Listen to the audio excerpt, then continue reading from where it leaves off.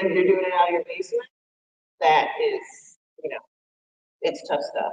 But then I landed on Home Shopping Network, where I've been selling out for 9 years. And then Oprah found me, and then I won Shark Tank. So I just want to say that you don't, part of the journey is figuring it out. And that's critical. As an entrepreneur, you are constantly problem solving and putting fires out. So you shouldn't feel as if, you don't have all the answers, because you never ever will. It doesn't work like that. So I just hope that's like encouraging to know that. I mean, I did not come from retail. I did not come from product development. Every product that I create, I start from scratch, and I do not know how to do it, but I figure it out, because all the products are inspired by my life. So if there's a problem that's not on the market, then I make it. Would you say that you have by a need? I do. Drive to solve. Yeah. And the one thing I really have to say is that when you become an entrepreneur, what you will find is that any job that you've ever had in your life, and you want, I don't care if it's, it's fast food, it does not matter. Every bit of experience that you've ever had in your life, you will utilize when you become an entrepreneur. Everything from construction. I mean, I started a warehouse. I own my own warehouse. I can tell you what it costs to ship any product. Never did I think that, I would need that information. So do know that nothing that you're doing, you're wasting your time. You're not. You will utilize all of it. Second. Yeah, so my journey was, I finished my MBA from Pepperdine, and I moved into consulting. My background was in technology, so I had a degree in computer science. And I got a job at Deloitte implementing a manufacturing software product called SAP back in the 90s. Now all major manufacturing companies across the country, multinational, either SAP, Oracle, Microsoft. So I got in at a time when nobody at the firm really wanted to do it. So they hired 3 minorities. They hired a black guy, an Asian guy, and an Indian guy, because no one in the firm wanted to touch this such thing as technology back in '93. And then it just exploded. Companies started buying it left and right. There's not enough resources there. So I was at Deloitte, and then moved over to Ernst & Young as manager. Then ran into a couple of German fellows who were experts at the previous product, legacy system, and came up with a business plan, because I had an MBA, because I knew something about consulting. I wrote a business plan to take their business to a whole other level. And flew to Germany over a weekend. Like on a Thursday, came back on a Monday, and pitched the German partners, and then accepted me as a partner. Started growing that business, and had 3 partners in the United States, 6 in Germany. Business was growing primarily from the efforts of myself and one of the other partners. But then the partnership kind of started falling apart, and the agreements were intact. So I never really signed my agreement and realized there's some things in my agreement that I did not agree with. So as a result, and I didn't sign an agreement, they tried to take the partnership away. So it's kind of interesting, because a lot of people in their lives have these kind of moments in their lives that kind of spring off a new opportunity. Bloomberg is one who actually had that. He got laid off, and now he's worth $80 billion. Right? So, and created a whole bunch of systems that Wall Street depended upon. So that was a misfortune, but because I didn't sign it, I didn't have time to eat, so I was able to start my business all over again. So I took all my commissions, my salaries, and started just myself and a secretary. Just started, leveraging my experience as a consultant, my experience running their business, one consultant at a time, and it just kept growing. It was interesting, because a lot of times I didn't have so much of a very well-documented plan. I just had frustration, and that was the thing that fueled me to basically get going and create the business. And it was slow initially. I just built it one client at a time, but then I kind of, kept ebbing and flowing, going back to my own Deloitte relationships, Ernst & Young relationships. I knew they needed people, and the business kind of started taking off.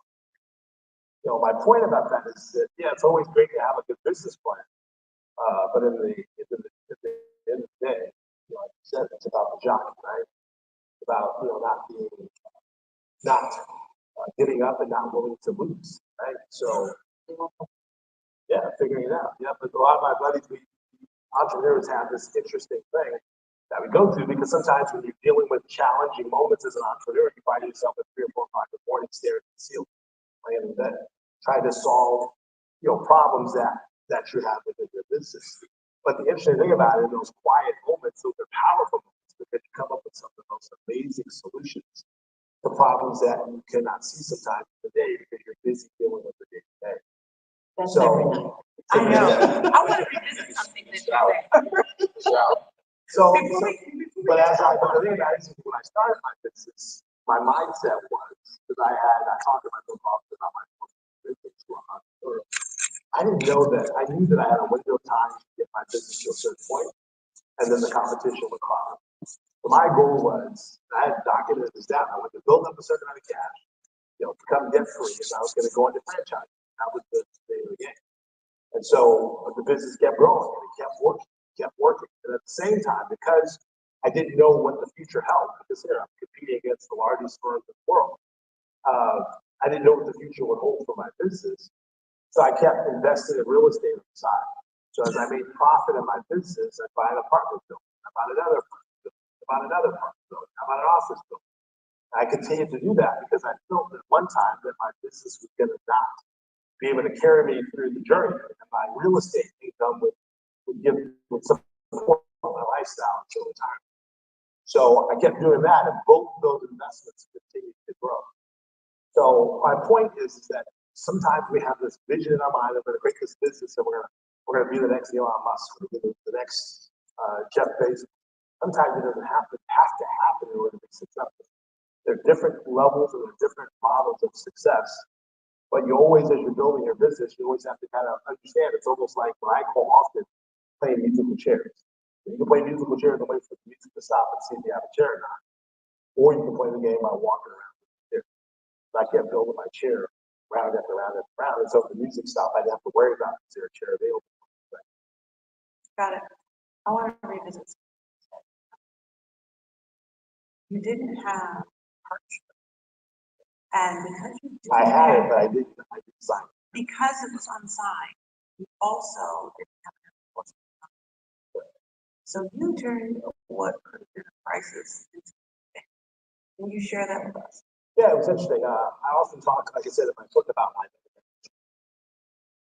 one of them, Chuck James, basically, we met on a golf course, fellow Alpha brothers. But anyway, we met on a golf course, and Chuck always told me, he says, man, whenever you do some business, make sure you sign up. Make sure you have a good leader. So I was like, at the time, I'm working at Deloitte, making $1 few, but to pay $5,000 for an attorney to review a contract that may or may not protect me doesn't make sense. So I did have an attorney sign it. I did listen to it. I took the $5,000 out. When you're starting a business, all your resources are needed. So I did that, and as you would have it, they were offering me superior shares. And I was the one that was really driving the business and putting all the energy in the business. So we figured that out, and like I said, I'll never forget coming home because I was living in Pasadena, California, but also flying back up north and the East Coast. And so I remember getting home, this office guy, I get this letter saying they're pulling me completely, and they're taking it away and trying to make me an employee. And I said, they're not doing that anymore. So at the time, married, I had twin boys, one of them sitting over there. I had a third one in the wing, which is the one sitting there holding the camera. And so, I had to basically go start with all this pressure. And so the power of that was that, the pressure, put me in a situation where I could fail. And so, when you run into that kind of pressure, people either crumble or they step up to the plate. So I think it was a perfect situation because there was no way in the world I was going to let them see me fail. Now they're still my friends, but my business has grown significantly. In the end, they end up working for some of my assignments. So, but the contract is so important. It's like, a lot of times you want to take that for granted, but you got to know what you signed up for. I signed that agreement. There's no doubt in my mind. They would suit me and held me to a non-compete, which would have helped me 2 years starting my business was probably the end of it. This time. That's what I wanted. Yeah, yeah. Thank you. Sorry. Oh, you're welcome. Oh, this is great. So, let me ask a question. Raise your hand if you're an entrepreneur. All right. Keep your hand up if your entrepreneurial venture is somewhat of a side gig and you work in corporate. Okay. So many of you. That's who I was in 27. So for 27 years, I had a philosophy that if 1 out of 10 businesses make it, I need to get 9 out of the way. So that 110, I can go. Be done with the corporate world. But how that really manifested for me is I decided I'm going to do this, this, and this. I'm a serial entrepreneur. You guys are. But the goal for me was something that replaced my income. But what ended up happening for me though was in 2018, I made 3 times what I made in my corporate job. But I continued my consultancy even though I was 3x ahead of the game, because strategically it benefited me because of the exposure that I got. So I would say that as a lesson, my strategy became, let me continue to build a relationship with the corporate entity that I'm in and still do the things that I do in my businesses. And without creating any kind of conflict, there are opportunities that I can get into rooms that will then later benefit me in some of the business endeavors that I have. So I'm a strategy guy, plain and simple. I help entrepreneurs develop strategies around what they want to do. And that's what we do with Elephant Success Group. And it came from me watching and seeing what happened in the corporate world, me and others, and how we benefited from those exposures and then went out and created our own. So I just want you to understand this from my own story, that have a benefit if you're in the corporate world with your entrepreneurial venture on the side, but don't make that what you do forever. I did it for 27 years, but I probably could have stopped at 15. I kept it because of this. You need to make a decision as to what your exit strategy is from the corporate arena if you desire to be a full-time entrepreneur. And even more important, you need to have a good exit strategy for entrepreneurial, whether that is to scale up, sell, whether that is to scale up and leave to a family member, whatever it is, but have an exit strategy in mind, because if not, if you burn out, build and not know really where you're going. Probably the most beneficial component for me that helped me decide when it was time to transition on the external was we bought a business, built it, scaled it up, and then sold it for 5x. Multi-million-dollar business, got it, scaled it up, and sold it for 5x. So that said to me, yes, this can work. But then on the other side, part of the reason that I left the corporate arena is I decided, you know what, being the CEO of something else that somebody else started, that a board really made decisions to manage, really not how I wanted to have the autonomy to be the ultimate decision maker and help others get to that same path. So that's my story.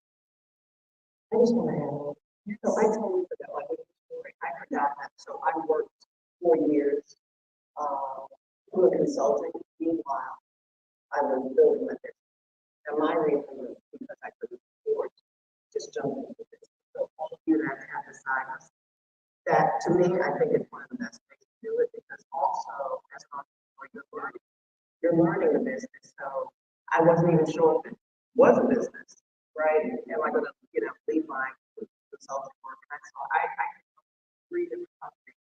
That's what afforded me the time to learn my business, give it a trial. So I'm a big believer in that. And then and you really learn, learn more about the business, right? Give you time to pivot, to tweak. So I think it's a smart move.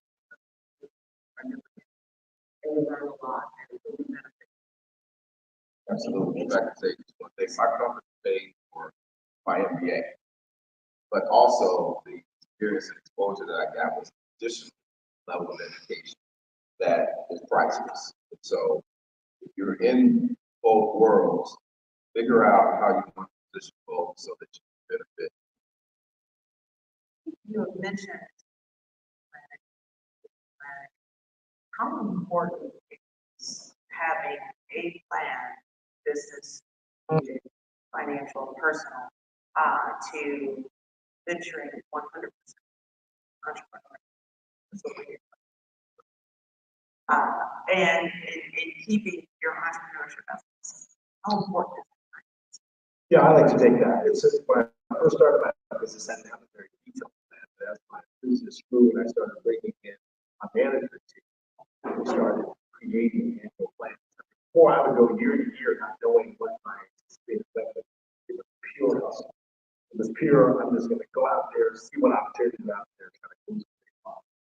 As time went on, I brought in sales management, I brought in operations people to be more structured. And we started doing annual plans, we do quarterly business reviews, track success of the business based on how we're doing quarterly. And for a lot of years, we exceeded our goals because we planned.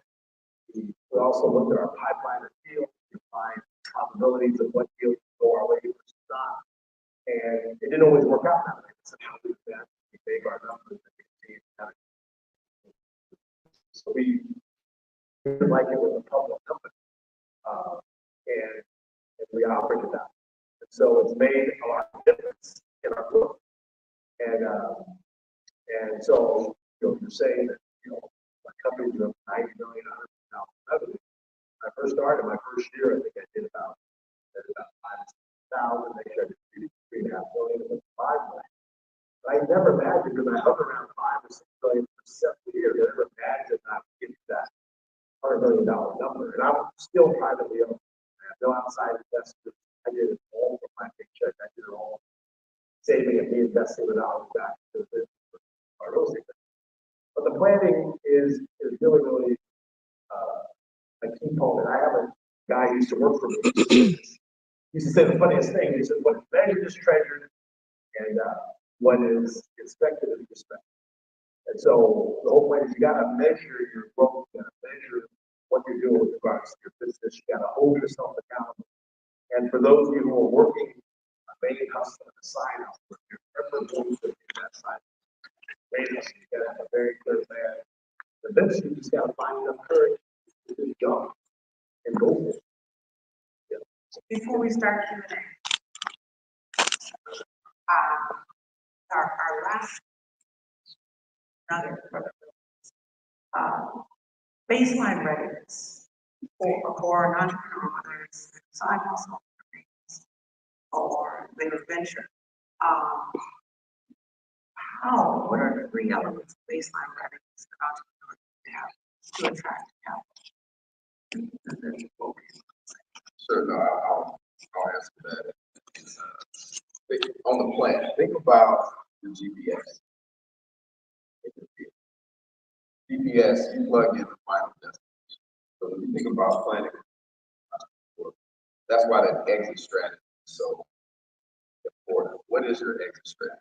Grow the business, $1 million in revenue, and sell it, and then leave it, whatever that is. But think about the end goal, just like the GPS, and then the plan helps you get there, helps you navigate that end goal. That's why it's so important. You may get there without a plan, but without a plan, you run the risk of spinning the wheels of life going out on the street for a while to sell. So that's my piece of the plan. In terms of the 3 things that I said, stay ready. Yes. I just want to add that what we haven't spoken about is the flexibility. Absolutely. So you may have a plan, and we do know that that plan will likely change. And entrepreneurs often struggle with flexibility. And in my journey, I created a kid product and went straight into adults because that's where the opportunity was. So being able to see the opportunity and know when to be flexible and when to pivot, and then 8 years later, I came back to it last year. So, know that if they're both on the road in that plan, That's totally okay. And it would be a miracle if you don't have bumps in that. It's never a straight. Waze tell me all the time, traffic is backed up, reroute. So sometimes you got, on the three things to stay, ready, need to make sure that you have your market promotional material up to date. Always have it up to date. You may meet somebody today that says, oh, I really like that, send me something. And if it's 2 or 3 weeks later, they've met 3 or 4 other people by then, and you missed an opportunity. So make sure your market promotion material is up to date. Make sure that your financials are up to date, and you speak to your financials on the fly. When investors up here with me, they have a conversation with you walking out of the room, and they may ask you some questions, and if you can't confidently articulate how much revenue or what your goals are, just basic questions related to your financials, then they may take it, let me speak for myself, I may take it as you're not serious or not ready. Because I'll ask you some basic questions. So make sure your promotional materials are ready, make sure that you understand your financials and you can articulate those well, and be present. You have to go places where investors are. They need to know you. It's not just what you know and who you know, it's who knows you. So you have to be present. That's my first. I'm gonna give you one. All right. And that is for entrepreneurs to spend more time outside of your business and elevating your circle. So if you're interested in getting acquired or getting VC funding, then look at your circle and see who's around you. And if there's no one in that circle that has any experience and not even VC funding, and anywhere there's one, if you're the top of your circle, that's not really a good circle. So I think as entrepreneurs, we get so caught up being inside the business and we don't spend enough time elevating everything outside of the business. And that can be just about promoting you, your business, networking. We have to spend more time there and really being specific and intentional about where you're going and then finding the people and attracting the people that you need to elevate and put you in a direction. Thinking back a little bit on what you said, your relationships are key. And so if you look, you guys know the statistics, the less than 1% of Black businesses get capital from capital. And that's simply because getting capital is a relationship game, right? Yeah, you can have all the greatest business plan, you can have the greatest business, but invariably, people that they trust, that they have a good sense of, they often seem to get money somehow. And also, other VCs invest where other VCs invest. They all don't go in alone. So they all kind of spread it out. So those relationships are key. And then the final thing I wanted to say is you got to make it make sense. You know, a lot of times people talk or they have a business plan. They said, oh, it's a $1 trillion industry and I'm going to capture 10% of the industry and I'm going to go, you know, so this doesn't make any sense. And you're talking to a business person and he's scratching his head. I'm saying this from personal experience. I have a young man who wanted me to invest in a restaurant business and his numbers just don't make sense. Profitability doesn't make sense. First year revenue doesn't make sense. And if you're an investor, when you hear those things, alarms just kind of constantly go off. And they've already shut you off because it doesn't make sense. So my recommendation is make it make sense. Make sure you talk to people that are familiar with that industry. Have them review your business plan. And don't be so married to your own business plan that you're not willing to listen to somebody from the outside. So often we spend so much work and energy into creating our plan and know that it's right. And we don't want to hear negative criticism about it. Welcome that criticism, especially if it's from a credible source. And in your quiet time, think about it and think about how you can make adjustments to it to where your business plan makes sense. Thank you. Good question. Yes. I knew you had one. Yes, sir. Yeah.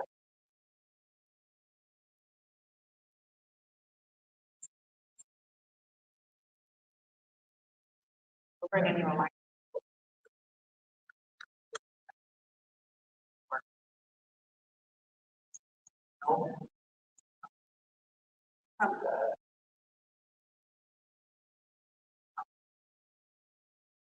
I have a friend who started their own business, one of the problems that they run through is when they finally are able to hire more, their staff end up disappearing or quitting.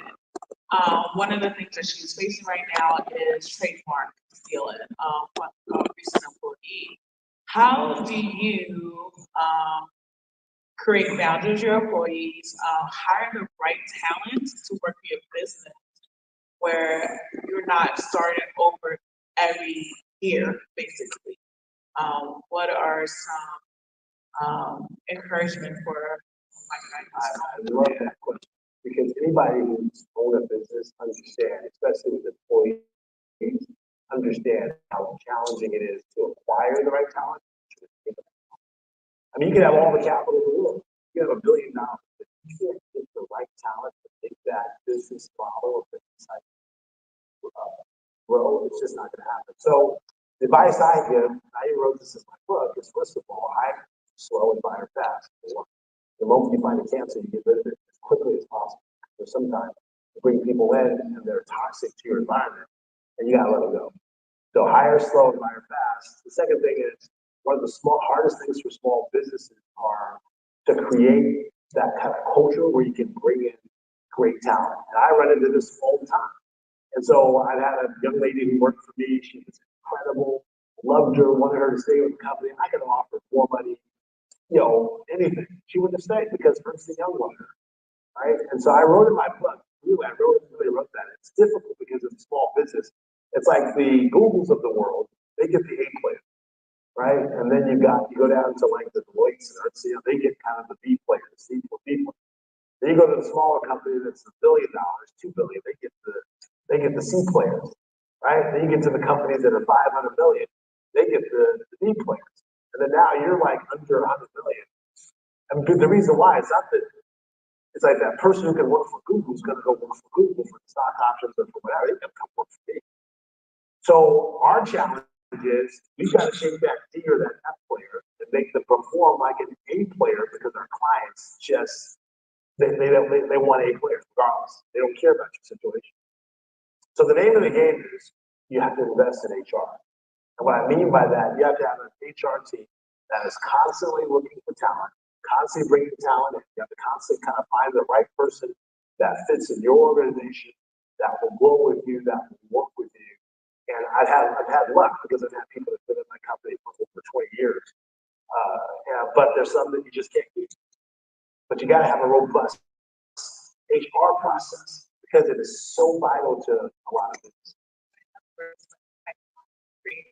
Constantly. And the funny part is, like, if you look at companies like Accenture, they know they're going to lose X number of people every year. So they say, okay, I'm going to go hire X so that I can end up with Y at the end of the year. So it's just part of their business process. It's part of their model. And they need really, really high quality people. So, you have to find the value that your organization offers for the right employee and make sure that you're attracting those employees. I would just add quickly to that is always be recruiting. When you're in the grocery store, bank, anywhere you go, watch people who are great at customer service, talk to them, understand a little bit more about them, and build a relationship from afar because they may be the best people that you organization, even if you don't have a position open. Also, depending on the industry, I always have a dating period for anybody that I hire. So during that dating period, that's when they're going to give you their best. And if their best isn't, up to par, then and then you get to, then it's no one's committed. So, but it's relative to the industry. And for me, I have very few hires. I hire contractors because I know it's, that's how they live. So they're a little bit more hungry. And I've been able to build and hire contractors and keep them there. This has been amazing, so thank you. So my name is Dr. Tracy Harrell. I am the past president of the Seattle chapter of Black Today. I spent 25 years in the corporate space, but I'm 100% entrepreneur. And so my question to you, really, first of all, thank you. As you think about advice that you've received and our favorite books that you've read, would you share a little bit about this concept of living powerful. My journey to entrepreneurship was fine. God was like, I put some gifts in you, you need to go make a way. So can you just talk a little bit about what living powerfully means to you and what advice you received or what you've read that feel you can benefit from? I think living powerfully means living free. It's like, I have a section in my book where I title What's Your Whys of Wealth, right? I talk about the 7 whys of wealth. And people have a combination of whys, right? And so when I assess why I wanted to be an entrepreneur, why I wanted to be an entrepreneur, it's really the freedom, right? But with that freedom comes the responsibility. I've got to take care of certain things in order to maintain that freedom. But the ultimate freedom is either when I sell the business or I decide that I'm just going to live off my real estate. So having that in mind is that as you're operating a business, you have to have very clear goals as to what am I doing this for? I'm not going to be an entrepreneur when I'm 75, 80, 90 years old, right? There's going to be a time when I can live my life. But why am I doing this? And once I understand my why for doing this, now I can develop a plan that supports my why so that I can have that ultimate that you're talking about. For me, to add on to that, I do believe that entrepreneurship is free. But as a female entrepreneur and a mom, I think for women, entrepreneurship is just, it is ultimately. And that is actually how and why I started my company, because I wanted to raise my kids the way that I wanted to and to be present. But yet I still have to make it. So I teach this, I started a program with girls, young Black and brown girls, that ultimately, it's your choice. And to be honest, one of the other main reasons that I came up with is that it's now, and there's a huge help. So, being your own boss, it comes with it, it comes with a lot. It's not easy, but it pales in comparison to being in a corporation. Or smart, being smarter, just being in a culture that is toxic. So, there's always a trade-off. But that's why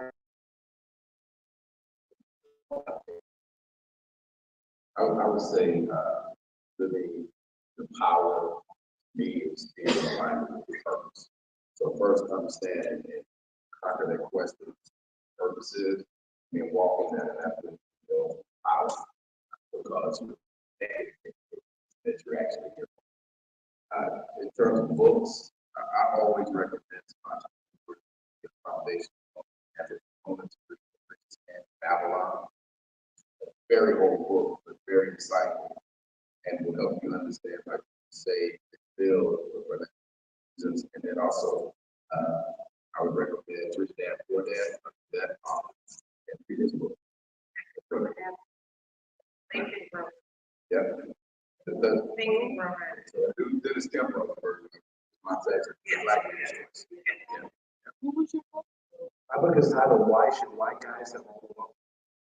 My book is not about white versus black, it's about the fact that 4% of all white households, 4% is in black households, about teaching African Americans how to live like so my book really is how to take a paycheck and turn it into millions, just like I did, step-by-step guide. And it comes from all the books and mentorship that I've received over the years. Hate to make a selfish plug, but that's. we're up against that. It's Why Should White Guys Have All the Wealth? You go to centernet.com or whatever. Thank you. My name is Dr. Phillips. I have a question for you. Your story really inspired me because I'm an entrepreneur, get inspiration from my kids. My wife and I have 5 kids, 3 boys and 2 girls. And we have written one children's book. We just authored a children's game called Innovative, where I encourage kids to think in an innovative, creative way. And a hurdle I'm having right now is it's a hard game.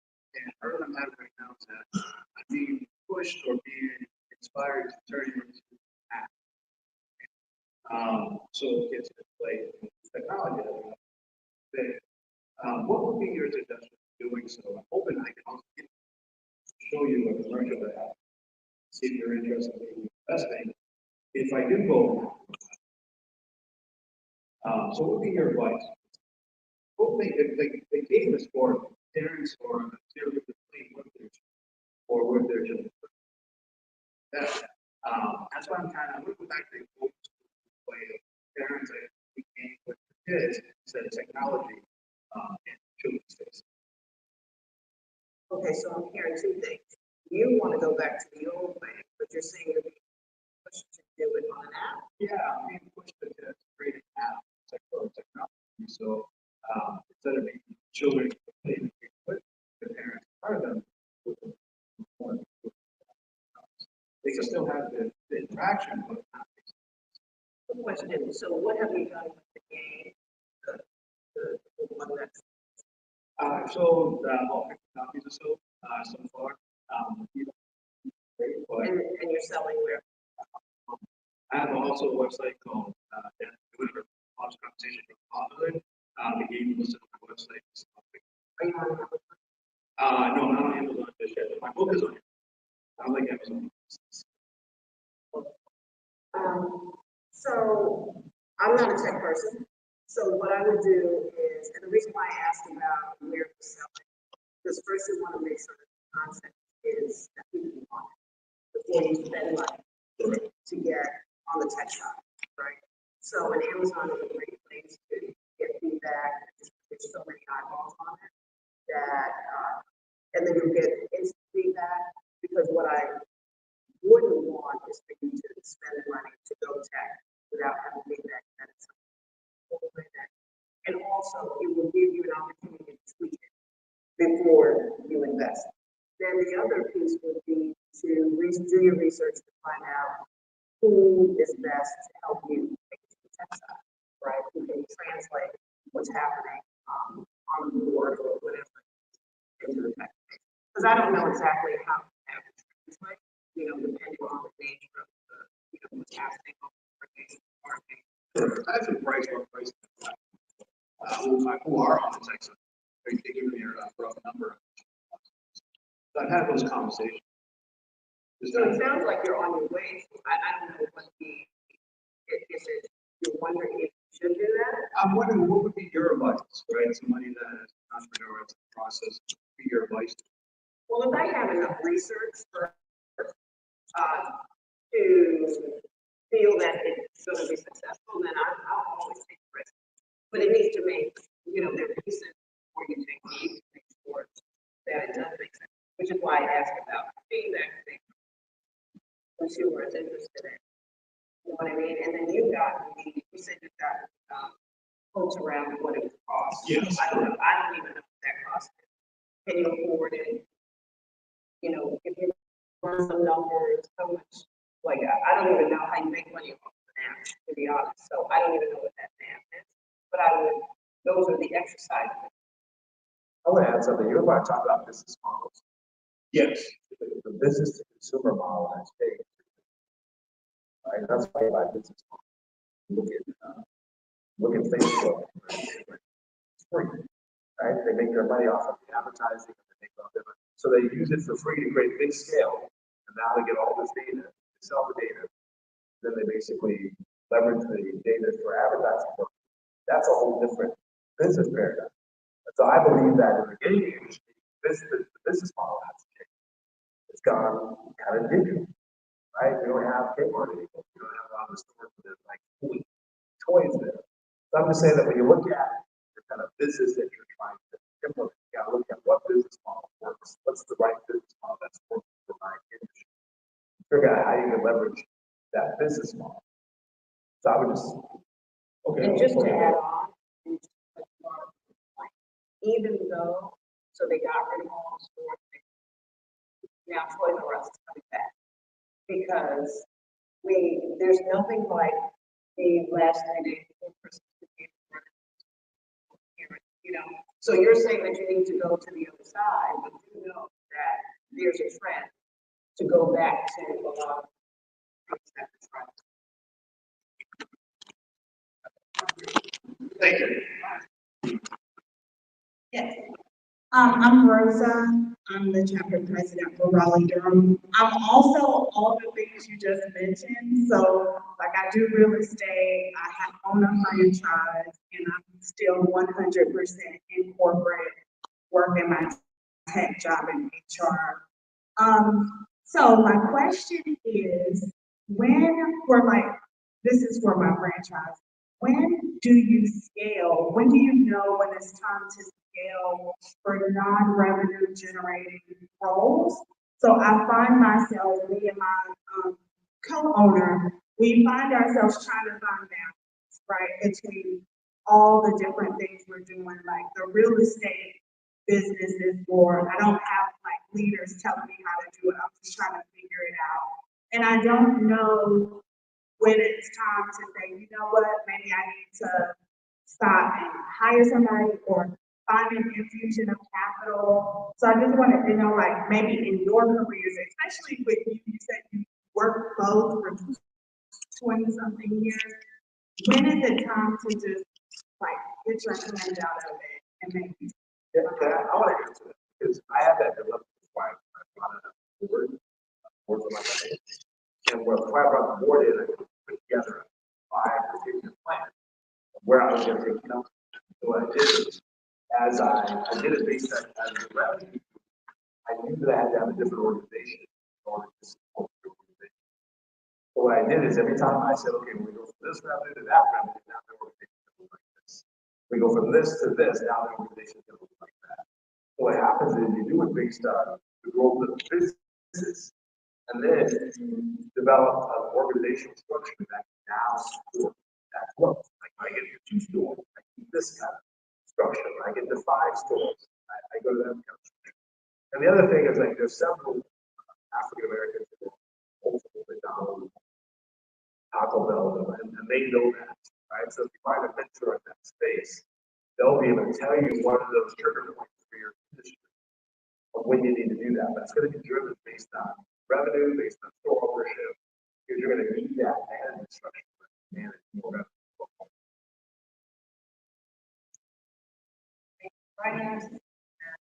We are really up against. I hope everyone enjoyed this session. Some of the elements. Demystify. Thank you.